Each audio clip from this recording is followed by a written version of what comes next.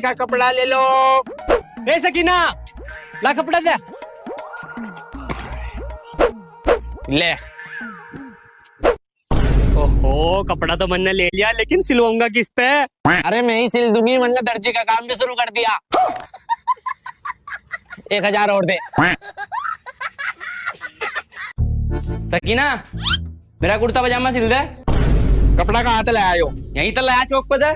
कितने का? 300 का। अरे भाड़ू लुट का, यो ही कपड़ा तुझे 30 रुपया में दे देती मैं।